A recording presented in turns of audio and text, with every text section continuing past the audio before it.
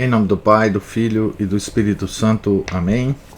Ave Maria, cheia de graça, o Senhor é convosco. Bendita sois vós entre as mulheres, e bendito é o fruto do vosso ventre, Jesus. Santa Maria, Mãe de Deus, rogai por nós, pecadores, agora e na hora de nossa morte. Amém. São Felipe Neri, rogai por nós. Nossa Senhora de Fátima, rogai por nós. Em nome do Pai, do Filho e do Espírito Santo. Amém. Bom dia a todos. Nós estamos aqui na página 181 da biografia de São Domingos de Gusmão, escrita pelo padre Lacordaire. Eis o que foi na vida e na morte Domingos de Gusmão, fundador da Ordem dos Pregadores e um dos homens, mesmo humanamente falando, com um caráter mais arrojado e um coração mais terno que jamais existiu. Possuía numa perfeita fusão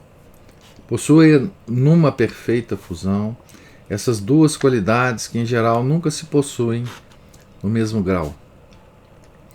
Manifestou a primeira em uma vida exterior de uma atividade prodigiosa, e a segunda em uma vida interior da qual se pode dizer que cada fôlego era um ato de amor para com Deus e para com os homens. Deixou-nos o seu século a seu respeito documentos curtos, mas numerosos. Li-os com admiração pelo talento simples e sublime de que estão repletos, e com assombro pelo caráter que atribui ao seu herói. Porque, embora estivesse certo de que São Domingos fora caluniado pelos escritores modernos, era-me impossível acreditar que a sua história se prestasse tão pouco a isto. Forçoso me foi desenganar-me e adquirir uma prova do quanto é preciso muita providência da parte de Deus e muito trabalho em virtude da parte dos homens, para nesse mundo se poderem conservar alguns vestígios da verdade. Narrei fielmente tudo quanto encontrei. Não pude, contudo, reproduzir o amor que nesses velhos escritos superabunda pela pessoa de São Domingos, nem os inexauríveis pleonasmos com que os escritores do século XIII falam da sua doçura, da sua bondade, da sua misericórdia, da sua compaixão e de todas as graduações que tomavam no seu coração a caridade. O seu testemunho nunca pode ser suspeito, e seguramente nenhum deles pensou em escrever segundo o ponto de vista dos nossos tempos. Se eu não pude igualar a ternura da sua pena descrevendo São Domingos, conforme os seus escritos, eles fizeram-me ao menos envergonhar da ideia de transformar a sua história em uma apologia. A apologia é um insulto de que não carece este grande homem. Termino, pois, a sua vida sem o defender. Nisto imito os seus filhos, que não puseram sobre a sua sepultura epitáfio algum, certos de que ela por si só falaria bem alto. Contudo, como seus primeiros historiadores, antes de se separarem dele, reuniram piedosamente os principais traços do seu caráter, e mentalizei também, e reconhecendo-me incapaz de igualar a força e a singeleza do seu pincel, reproduzo o retrato venerando do meu pai, feito pelo mais antigo e ilustre dentre todos eles. Ele vai reproduzir um texto do Jordão de Saxe, sucessor de São Domingos como superior da ordem, não? Havia nele uma tal honestidade de costumes, um tal ímpeto de fervor divino, que se via logo que era um vaso de honra e de graça, a quem não faltava nenhum adorno de valor. Nada perturbava a igualdade da sua alma, a não ser a compaixão e a misericórdia. E como, quando o coração está satisfeito, esse sentimento se reflete no rosto do homem, não era difícil, ao ver a bondade e a alegria do seu semblante, adivinhar-se a sua sinceridade interior, nunca imperturbada pelo menor ímpeto de cólera. Era firme nos seus propósitos, e raro era mudar de parecer sobre qualquer assunto, depois de o haver maduramente ponderado na presença de Deus. Por esse motivo, posto que no seu rosto brilhasse uma luz afável e suave, essa luz não se prestava a ser desprezada. Antes, suavemente conquistava os corações de todos, e quem o contemplasse sentia-se logo atraído para ele, em qualquer parte em que se encontrasse, quer caminhando com os seus companheiros, quer numa casa estranha com os donos dela e a sua família, quer no meio dos grandes, dos príncipes e dos prelados, abundava em discursos e exemplos que incitavam ao desprezo do mundo e ao amor de Deus. Revelava-se em toda parte o homem evangélico, pelas suas palavras como pelas suas obras. Durante o dia, com seus religiosos ou companheiros, ninguém era de um convívio mais suave e agradável. Durante a noite, também ninguém o igualava em vigílias e orações. Consagrava as lágrimas para de noite e a alegria para de dia.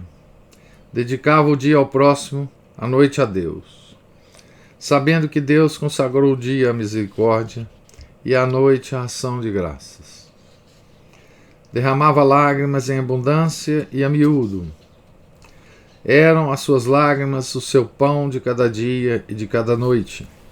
De dia, quando oferecia o santo sacrifício, e de noite, quando velava. Tinha por costume passar na igreja o tempo de descanso, e não lhe concedeu cama em que se deitasse, senão raríssimas vezes.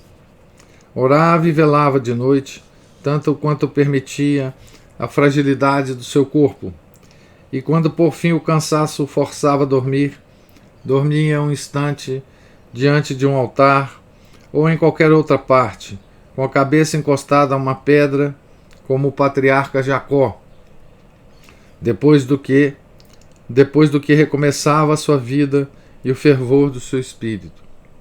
Compreendia todos os homens numa imensa caridade, e como a todos amava, por todos era amado. Nada lhe era mais natural do que regozijar-se com os que sentiam alegria, chorar com os que choravam, e entregar-se todo ao próximo e aos infelizes. Possuía ainda mais uma outra qualidade que o tornava querido de todos. Era a simplicidade do seu proceder, onde nunca transpareceu a menor sombra de artifício ou fingimento. Amante da pobreza, nunca andava senão com trajes pobres. Sempre senhor do seu corpo, guardava um extremo recato no beber e no comer, contentando-se com qualquer comida simples e usando tão moderadamente de vinho que satisfazia a necessidade da natureza sem embotar a fina e delicada sensibilidade da sua alma. Quem poderá jamais atingir a virtude desse homem? De boa vontade o admiramos e compreendemos, à vista do seu exemplo, a inércia do nosso tempo. mas poder, o que lhe pôde, só é dado a uma graça especial. Se porventura Deus a conceder mais alguma vez a outro homem que ele queira levar ao auge da santidade. Imitemos, contudo, meus irmãos, no limite das nossas fracas forças, os exemplos de nosso Pai, e demos graças ao Redentor, que nessa mesma senda que trilhamos, deu um chefe como este a seus servos. Imploremos ao Pai das misericórdias, que para que, auxiliados por esse Espírito que rege os filhos de Deus, e caminhando no rastro de nossos antepassados, cheguemos pelo caminho direto à pátria eterna, onde esse bem-aventurado Domingos nos precedeu. Então, esse aqui é um trecho da obra do bem-aventurado Jordão de Saxe, sobre o seu pai espiritual, né, com quem ele conviveu. Então isso é uma coisa contemporânea, né? Um relato contemporâneo de São Domingos. O capítulo 18, último capítulo do livro, Transladação do corpo de São Domingos e sua canonização. Haviam decorrido 12 anos depois da morte de São Domingos. Deus manifestara a santidade do seu servo por uma infinidade de milagres operados no seu túmulo ou devidos à invocação do seu nome. Viam-se sem cessar doentes rodeando a rocha que cobria os seus restos, passarem ali dias e noites e retirarem-se glorificando-o pela cura obtida. Quadros suspensos das paredes próximas comemoravam os benefícios por ele conferidos, e os sinais da veneração popular não diminuíam com o tempo. Todavia, uma nuvem cobria os olhos dos religiosos, e entretanto o povo enaltecia o seu fundador. Entretanto o povo enaltecia o seu fundador. Eles, os seus filhos, longe de se ocuparem da sua memória, pareciam esforçar-se por lhe toldar o brilho. Não só não se ocupavam de ornar o seu túmulo, como também, receando que os acusassem de se aproveitarem e procurarem lucrar com o culto que já então lhe prestavam, arrancavam das paredes as imagens que ali colocavam. Afligiam-se alguns com esse modo de proceder, sem se atreverem a opor-se. Aconteceu mesmo que, crescendo cada vez mais o número dos religiosos, viram-se obrigados a deixar, abaixo da antiga igreja de São Nicolau, para construírem uma outra nova, e a sepultura do santo patriarca ficou a descoberto, exposta à chuva e a todas as intempéries das estações.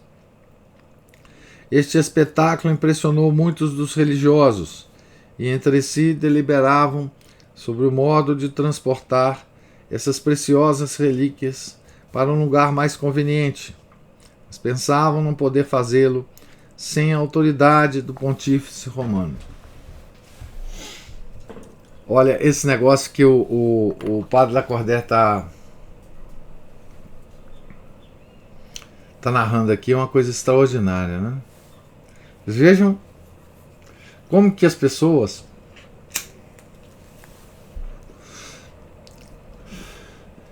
esses monges, né, conviveram com São Domingos. Então vejam do que eles tinham medo ao ver, né, ao verem essa multidão, né, querendo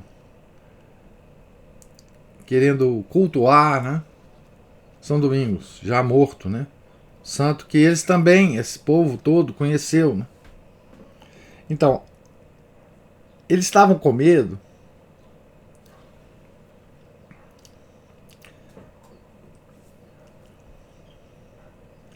eles estavam com medo. Eu vou procurar. Não só não se ocupavam de ornar o seu túmulo, como também receando que os acusassem de se aproveitarem e procurarem lucrar com o culto que já então lhe prestavam. Então, eles estavam com medo das pessoas usarem esses monges de lucrarem com esse culto. Veja que fraqueza humana, né? Que fraqueza humana. Veja que sensação, né? Eles tinham a sensação de que eles tinham que ser pobres. Mas não só ser pobres, mas parecer pobres para os outros. Estava preocupada com a visão que os outros teriam deles. E por isso estavam desrespeitando, né, o túmulo de São Domingos. Isso logo depois da morte do santo, né? Veja que coisa impressionante, né? Que é esse material humano de que nós somos feitos, né? Uma coisa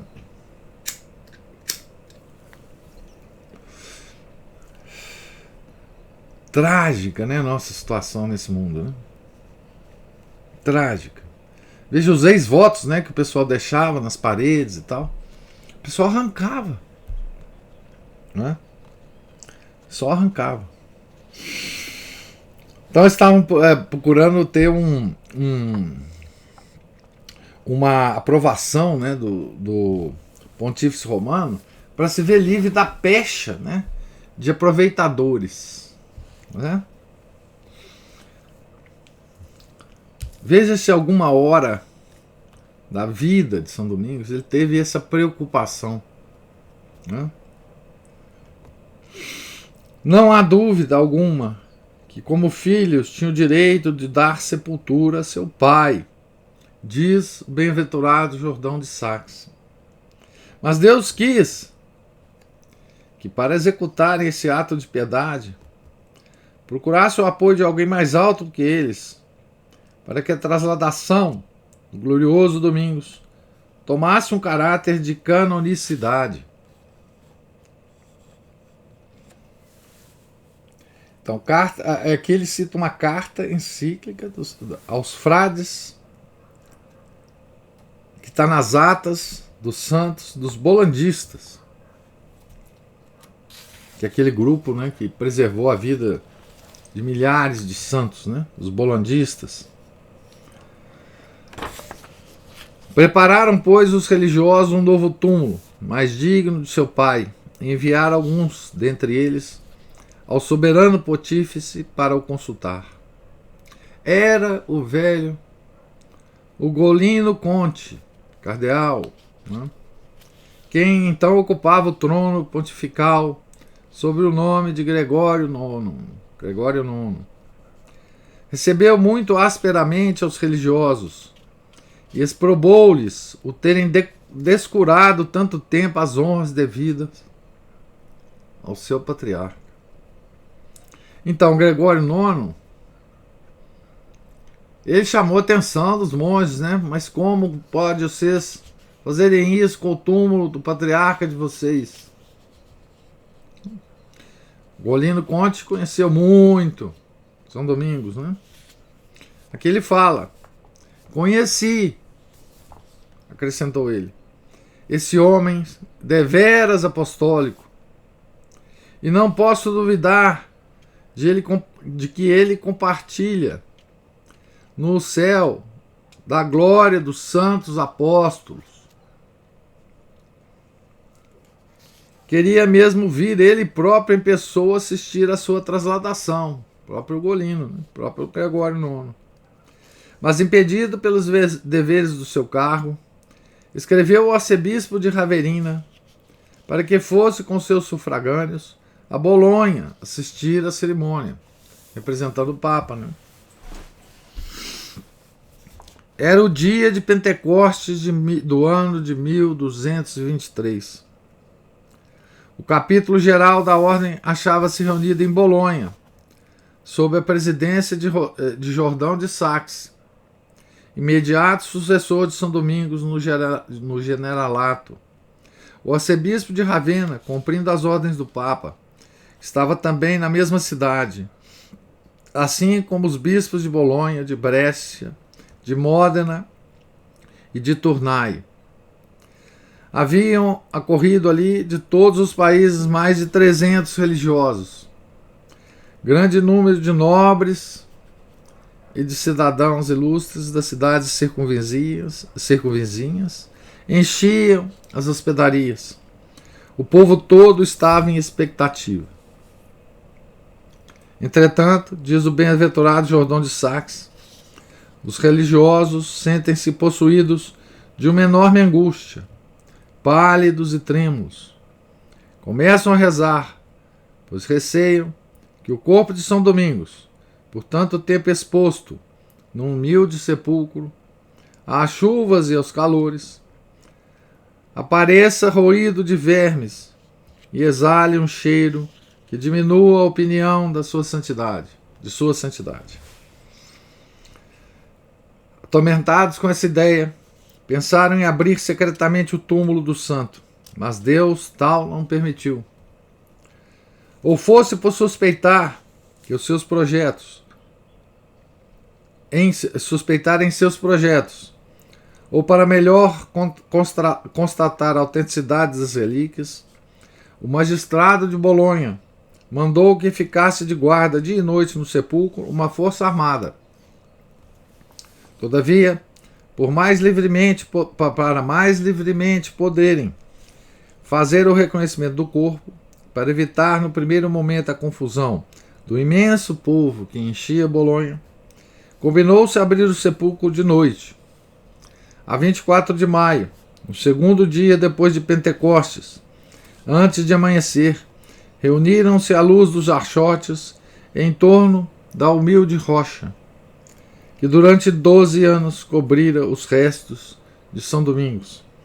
O arcebispo de Ravenna e os outros bispos, o mestre-geral da ordem, com os definidores do capítulo, o magistrado de Bolonha, os principais nobres e cidadãos, tanto de Bolonha como das cidades vizinhas.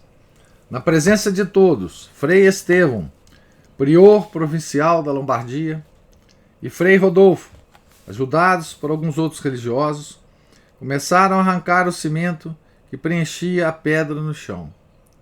Estava duríssimo, e só com grande dificuldade é que cedeu às pancadas dos ferros. Quando o acabaram de arrancar e as paredes exteriores do túmulo ficaram à vista, Frei Rodolfo arrombou a alvenaria com um martelo de ferro, e depois ele e outros, servindo-se de alavancas, levantaram com grande custo a pedra superior do monumento. À medida que a levantavam, exalava-se do sepulcro entreaberto um perfume indescritível, um aroma desconhecido, excedendo tudo quanto se possa imaginar. O arcebispo, os bispos e todos os que se achavam presentes, penetrados de assombro e júbilo, caíram de joelhos, chorando e louvando a Deus. Acabaram de tirar a pedra, ficando à vista, no fundo do sepulcro, o caixão de madeira onde estavam encerradas as relíquias do santo. Na tampa via-se uma pequena fenda, por onde se exalava abundantemente o perfume que surpreendera os assistentes, e que ainda mais penetrante se tornou quando tiraram de todo o caixão da cova. Todos se inclinaram para venerar esse caixão precioso, derramando sobre ele lágrimas abundantes, acompanhadas de beijos. Por fim, arrancando os pregos da parte superior, abriram-no, expondo aos olhos dos seus religiosos e amigos tudo o que restava de São Domingos.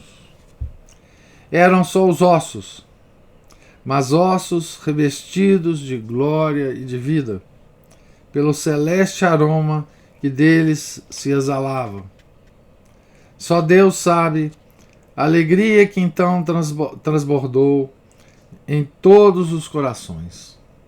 E nenhum pincel é capaz de reproduzir essa noite perfumada, esse silêncio impressionante, esses bispos, esses cavaleiros e religiosos, todos esses rostos reluzentes de lágrimas, inclinados sobre um caixão, procurando nele a luz dos cereais, o grande e santo homem que os contemplava lá dos céus e correspondia à sua devoção com esses misteriosos amplexos que pungem a alma de uma felicidade indescritível. Os bispos não julgaram as suas mãos com direito ao privilégio filial de tocarem nos ossos do santo. Deixaram essa consolação e honra aos seus filhos.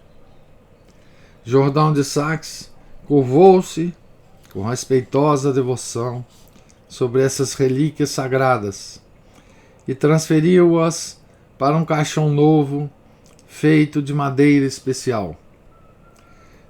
Diz Plínio que essa madeira resiste à ação do tempo. Fecharam o caixão com 3 chaves, uma das quais entregaram ao magistrado de Bolonha, a outra a Jordão de Saxe e a terceira ao prior provincial da Lombardia.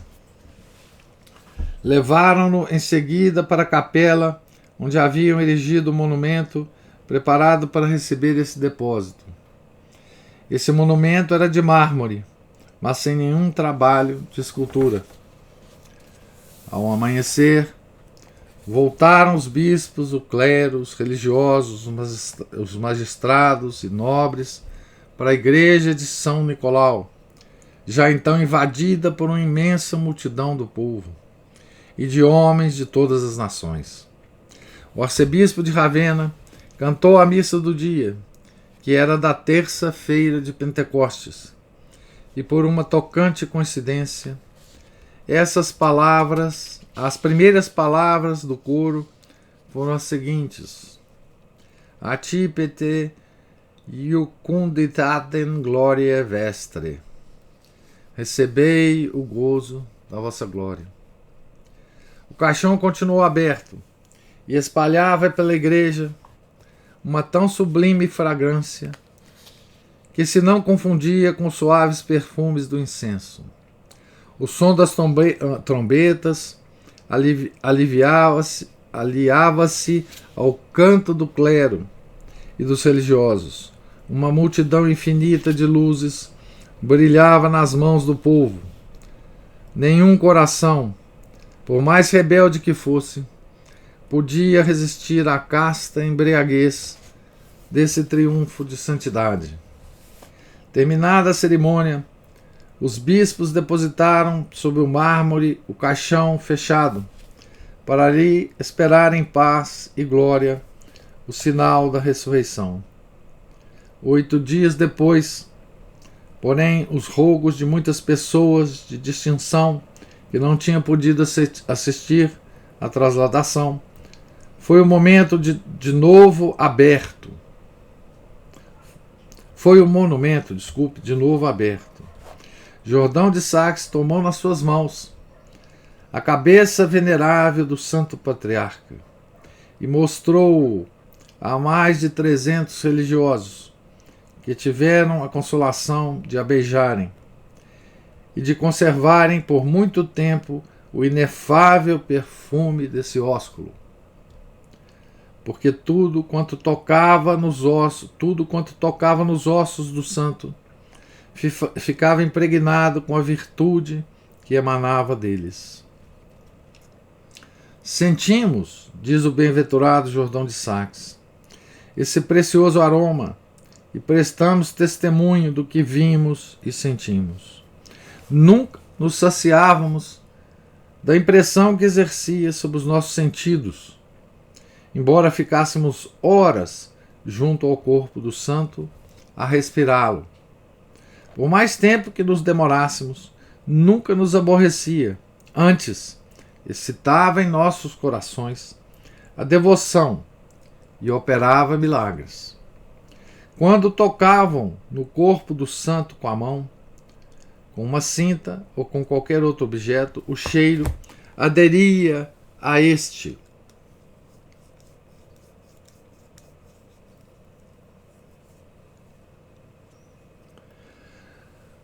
Observa aqui Thierry da Polda que mesmo antes da morte do santo, já Deus lhe comunicara esse sinal exterior da pureza da sua alma. Um dia, celebrando missa em Bolonha, chegou-se ao pé dele um estudante no momento do ofertório e beijou-lhe a mão. Este mancebo era dado a uma grande incontinência, para a qual provavelmente procurava remédio. Sentiu, ao beijar a mão de São Domingos, um perfume que lhe revelou subitamente a honra e o gozo dos corações puros. E desse momento em diante, com a graça de Deus, conseguiu vencer todas as inclinações corruptas. Os milagres extraordinários que acompanharam a transladação do corpo de São Domingos fizeram Gregório IX não demorar mais tempo o processo de canonização, da sua canonização. Por carta de 11 de julho de 1233, encarregou 3 eclesiásticos eminentes de procederem ao inquérito sobre a sua vida. Foram estes Tancredo, arcebispo de Bolonha, Tomás, prior da Santa Maria do Reino, e Palmeri, cônego da Santíssima Trindade. Esse inquérito prolongou-se desde o dia 6 até o dia 30 de agosto. Os comissários apostólicos examinaram, nesse intervalo, sob juramento, o depoimento de 9 frades pregadores, escolhidos entre os que haviam vivido mais intimamente com São Domingos. Eram eles Ventura de Verona, Gregório de Monteferrato, Amison de Milão, Bonvise de Placentia, João de Navarro, Rodolfo de Faenza, Estevão de Espanha, Pedro de Veneza, Frugeri de Pena. Como todas essas testemunhas, exceto João de Navarro, não tinham conhecido São Domingos durante os primeiros tempos do seu apostolado, julgaram os comissários da Santa Sé necessário estabelecer no Languedoc um segundo centro de inquérito. Para esse fim delegaram o abade de São Saturnino de Toulouse, o arcediago da mesma igreja, e o de Saint-Étienne. 26 testemunhas foram examinadas por eles, e além dessas, mais de 300 pessoas de distinção confirmaram com seu juramento e com assinatura tudo o que essas testemunhas haviam dito das virtudes de São Domingos e dos milagres obtidos por sua intercessão. A data exata dessa ata não é conhecida. Foi nos fins de 1233 ou princípios de 1234. Tendo os depoimentos de Bolonha e Toulouse sido enviados para Roma, Gregório IX deliberou sobre esses com o Sacro Colégio. Conta um autor contemporâneo que ele disse nessa ocasião, referindo-se a São Domingos, abre aspas, tenho tão pouca dúvida da sua santidade como da dos apóstolos São Pedro e São Paulo. A bula de canonização, consequência de todos esses atos judiciais, é assim concebida. Gregório, bispo, servo dos servos de Deus, aos nossos veneráveis irmãos, os arcebispos e bispos, e aos nossos diletos filhos, os abades, priores, arcediagos, arceprestes, deões, prebostes e outros pelados das igrejas a quem essas cartas chegarem, saúde e bênção apostólica. O princípio da sabedoria, o verbo do Pai, cuja natureza é a bondade, cujas obras são misericórdia, que veio resgatar e regenerar aqueles que criou, e que vela até a consumação dos séculos sobre a vinha que tirou do Egito, nosso Senhor Jesus Cristo manifesta-nos novos sinais de seu poder em razão da instabilidade dos espíritos, e varia os milagres em razão das desconfianças da incredulidade. Quando Moisés morreu, isto é, na expiração da lei, subiu para o carro puxado a 4 cavalos do Evangelho, cumprindo o juramento que fizera nossos pais, e tendo na mão esse arco da sagrada palavra, que conservara sempre curvo durante o reinado dos judeus, caminha no meio das ondas do mar, até esta vasta extensão das nações, cuja salvação foi figurada por Raabe. Calca aos pés a confiança de Jericó, a glória do mundo, e aquele que com assombro dos povos ele vencera logo ao primeiro som da sua pregação. O profeta Zacarias vira esse carro a 4 cavalos sair por 4 vezes dentre 2 montanhas de bronze. O primeiro carro tinha cavalos russos, que representavam os senhores das nações, os poderosos da terra, aqueles que, submetendo-se à fé ao Deus de Abraão, pai dos crentes, tingiram, a exemplo do seu chefe, e para assegurar os fundamentos da fé, as vestes em Bosra, isto é, nas águas da tribulação, e coraram com seu sangue todas as insígnias da sua malícia. Aqueles a quem o gozo da glória futura fizera desprezar a morte temporal, e que mártires, isto é, testemunhas, assinaram com a sua confissão o livro da lei nova, acrescentando à sua confissão o peso dos milagres, consagrando o livro e o tabernáculo, obra de Deus e não do homem, e todos os vasos do ministério evangélico, pela substituição do sangue dos holocaustos racionais ao sangue dos animais, e por fim, lançando as redes da pregação sobre a vasta extensão dos mares, formaram a Igreja de Deus em todas as nações debaixo do céu. Porém, como da abundância se gera a presunção, e a malícia procede da liberdade, apareceu o segundo carro com cavalos pretos, símbolo de luto e de penitência. E por eles estava representado esse batalhão, levado pelo Espírito para o deserto sob a direção do grande São Bento, novo Eliseu, do novo Israel, batalhão que restituiu aos filhos dos profetas o bem perdido da vida comum, renovou o fio partido da unidade, estendendo-se pelas boas obras até esse país do Aquilão, de onde procede todo o mal, e fazendo repousar nos corações contritos aquele que não reside nos corpos sujeitos ao pecado.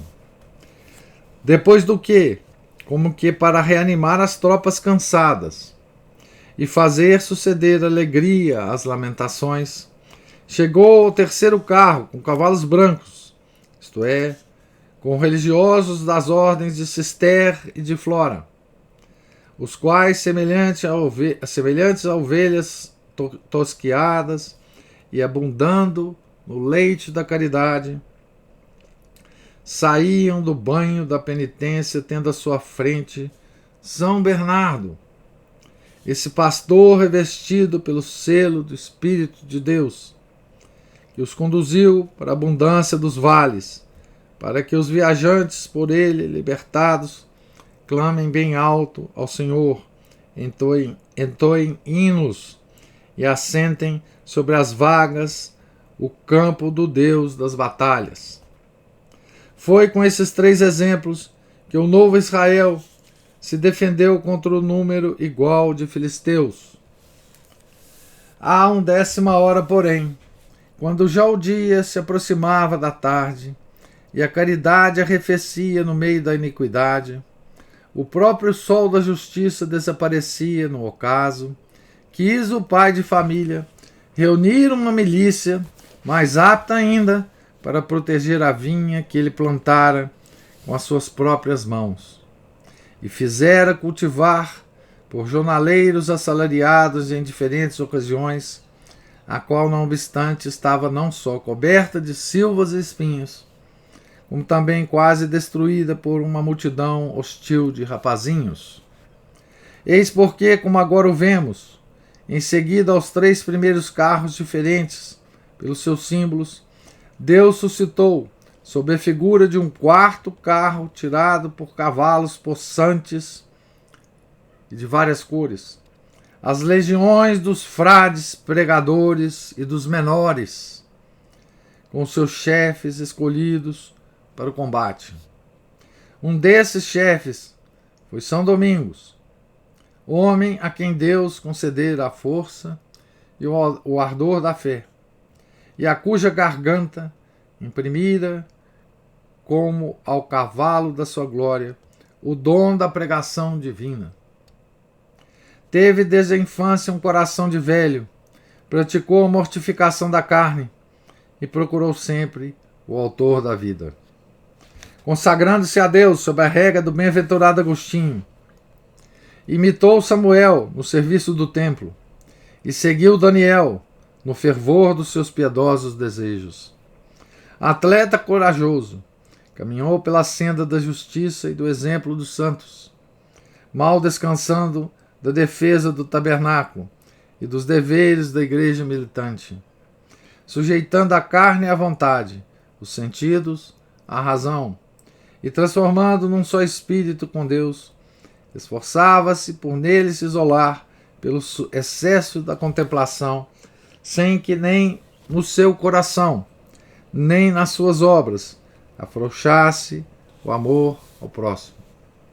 Ao mesmo tempo que feria de morte os deleites da carne e deslumbrava com um esplendor luminoso a cega inteligência dos ímpios, tremia a seita inteira dos hereges e exultava toda a igreja dos fiéis.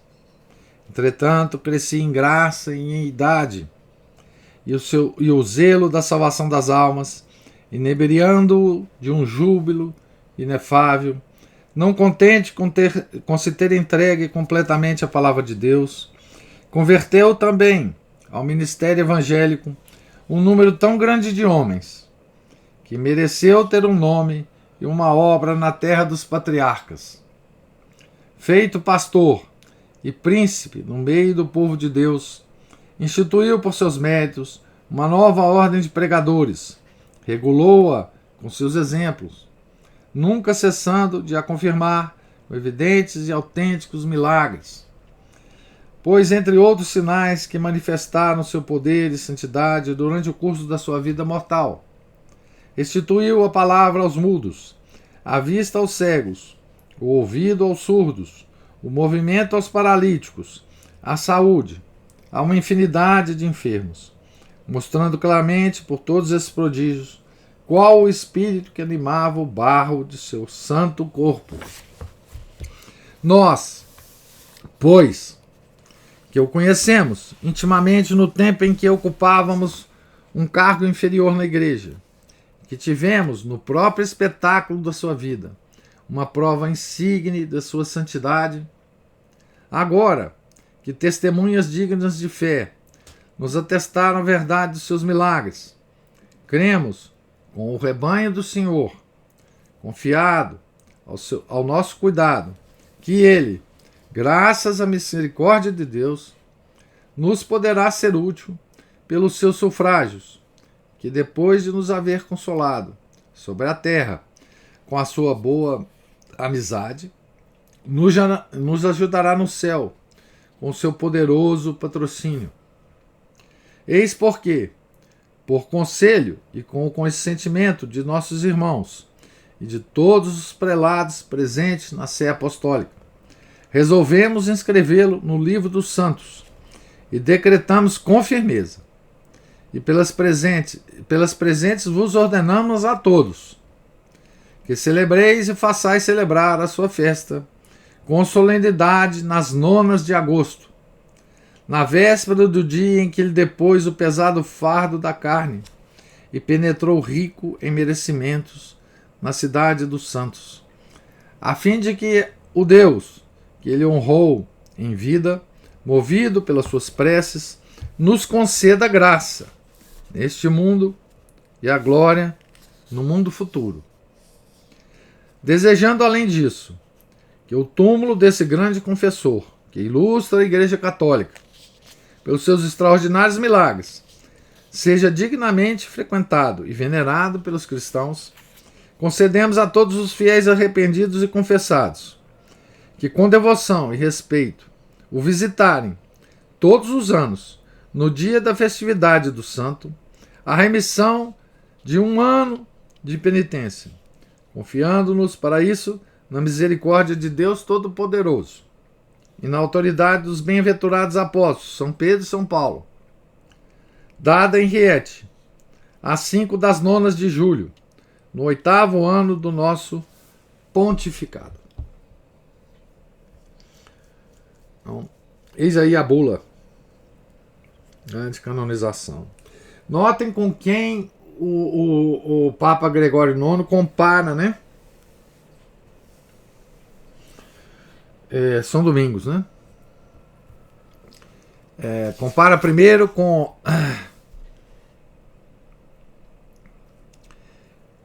os profetas, né? Do Antigo Testamento, né? Ele lembra aqui de Zacarias, lembra depois de Daniel, mais alguém que eu não estou lembrado, Eliseu, né? Depois ele compara no Novo Testamento, no tempo do Novo Testamento, depois da vinda de Nosso Senhor Jesus Cristo, a São Bento e São Bernardo.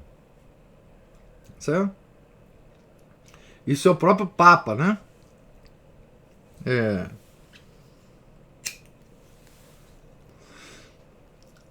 Fazendo uma análise de como que Deus manda os santos para aqueles determinados tempos, para revitalizar a igreja, né?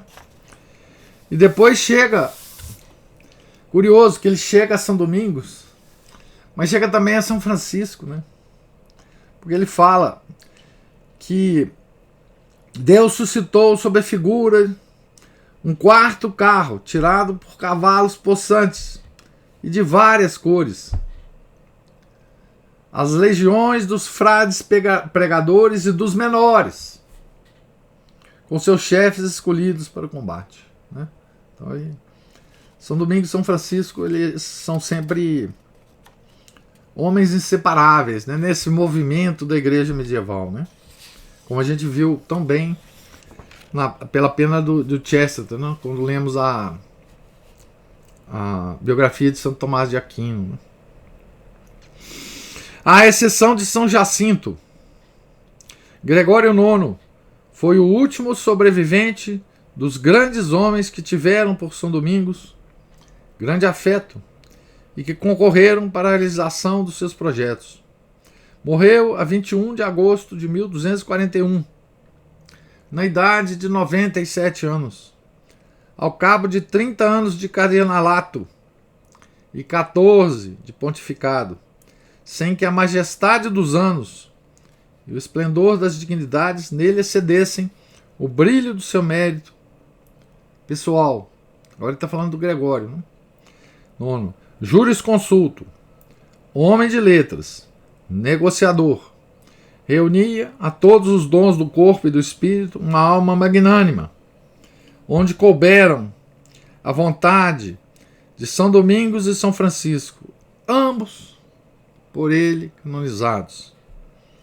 Nunca se tornará provavelmente mais haver um só homem rodeado de homens como Azevedo, Montefort, Fux, Reinaldo, Jordão de Sax, São Jacinto, Inocêncio III, Honório III, nem tantas virtudes, tantas nações e tantos fatos concorrerem para um tão grande fim num tão curto período. Logo depois da bula da sua canonização, não tardou que o culto de São Domingos se espalhasse por toda a Europa, chegando em muitos pontos a levarem-lhe altares. Porém, Bolonha sempre se distinguiu pelo seu zelo, pelo grande concidadão que a morte lhe dera. Em 1267, trasladou o seu corpo do túmulo sem sepultura onde jazia para um túmulo mais ricamente decorado. Fez-se essa segunda trasladação pelas mãos do arcebispo de Ravenna, estando presentes vários outros bispos, o capítulo geral dos frades pegadores, o magistrado e anciões de Bolonha. Abriram o caixão e a cabeça do santo, depois de todos os bispos e religiosos a beijarem, foi exposta ao povo do alto de um púlpito, levantado no adro da igreja de São Nicolau.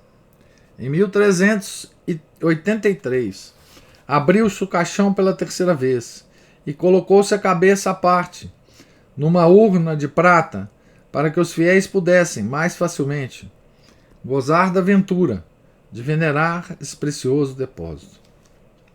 Finalmente, a 16 de julho de 1473, os mármores do monumento foram novamente substituídos por uma escultura mais perfeita, no gosto do século XV. Eram obra de Nicolau de Bari e representavam diversos fatos da vida do santo. Não os posso descrever.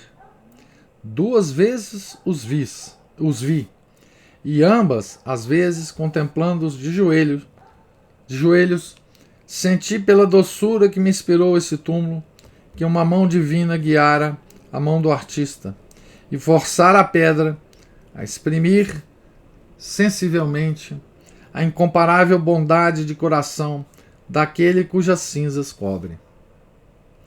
Desde então, nunca mais se tocou nessa gloriosa sepultura, e nesses 3 séculos, nunca vista humana contemplou os ossos sagrados que ele encerra, nem mesmo a madeira do caixão. O mundo já não é digno de semelhantes espetáculos. Domingos fora vencido, tanto quanto pôde ser, quando por 300 anos se defendeu no campo de batalha. Tinha de participar com todos os homens e todas as obras da Idade Média, da ingratidão, da posteridade pervertida, e esperar com paciência no seu sepulcro selado e mudo. Essa justiça de dupla vista, que nem sempre está na mão dos homens recusar àqueles que o serviram. Já muitos dos seus contemporâneos viram a história restaurar as suas estátuas caídas. Não alimento a esperança de ter obtido um tão belo resultado. O tempo, porém, depois de mim, pegará na pena, e a ele deixo, sem receio nem ciúme, o cuidado de concluir este trabalho.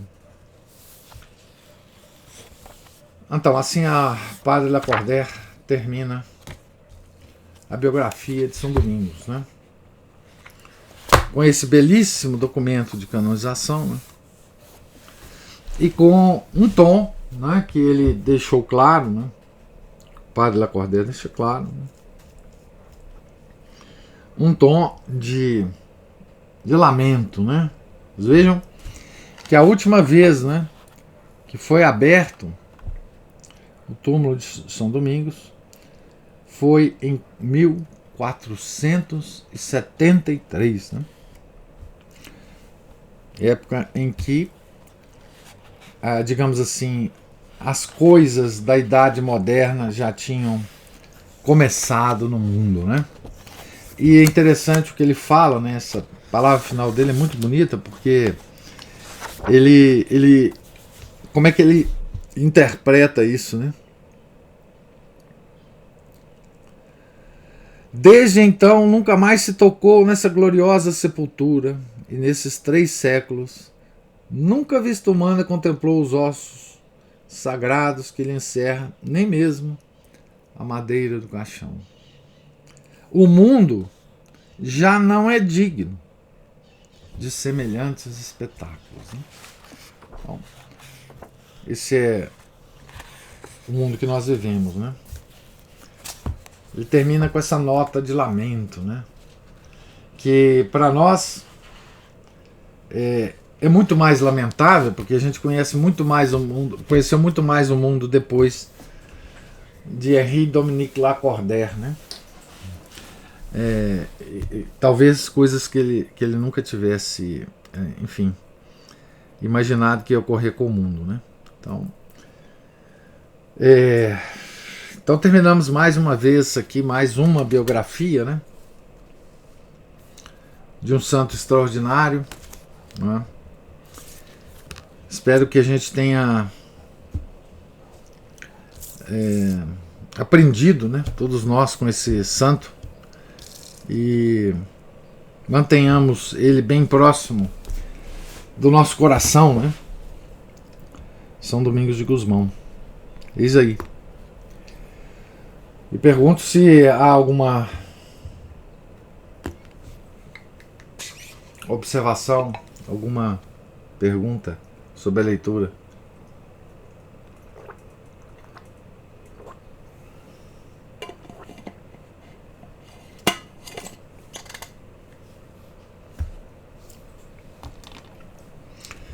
Então, não havendo, Deus lhes pague a presença, a paciência. Deus lhes pague a oportunidade que eu tive de ler mais uma biografia, né? Mais uma extraordinária vida de santo, né? E nós continuaremos essas leituras, né? No ano que vem, tá certo? Vamos dar uma parada agora no Advento, vamos viver o Advento. Em algum momento no ano que vem a gente volta, né? Eu aviso vocês a biografia que nós vamos ler. Nesse momento, provavelmente a de São Francisco de Sales, não sei. Depois a gente se comunica, eu aviso, tá certo? Muito obrigada, professor, porque essas leituras são transformadoras. É impressionante mesmo, né? Não. Essa aí a gente vai ficar, como o senhor disse, nós vamos. Como é que quando a gente fala que fica pensando, refletindo de novo Tem várias expressões. Várias expressões para isso. Ruminando é uma boa expressão. Isso. Essa. Isso aí. Essa aí é melhor. Relendo, né, as partes e tal. É muito legal. É muito ruim a gente terminar a leitura de um livro desse, né? A gente queria que ele acompanhasse a gente por muito mais tempo. Por muito mais tempo, exatamente. Muito bonito. O Padre Lacordaire escreve muito bem. Pois eu que agradeço. Muito bom. Então, fiquem com Deus. Tenhamos todos um santo advento, né? E ano que vem nós voltaremos, tá certo? Em nome do Pai, do Filho e do Espírito Santo. Amém. Ave Maria, cheia de graça, o Senhor é convosco. Bendita sois vós entre as mulheres, e bendito é o fruto do vosso ventre, Jesus. Santa Maria, Mãe de Deus, rogai por nós, pecadores, agora e na hora de nossa morte. Amém. São Felipe Neri, rogai por nós. São Domingos de Gusmão, rogai por nós. São Francisco de Assis, rogai por nós. Nossa Senhora de Fátima, rogai por nós. Em nome do Pai, do Filho e do Espírito Santo. Amém.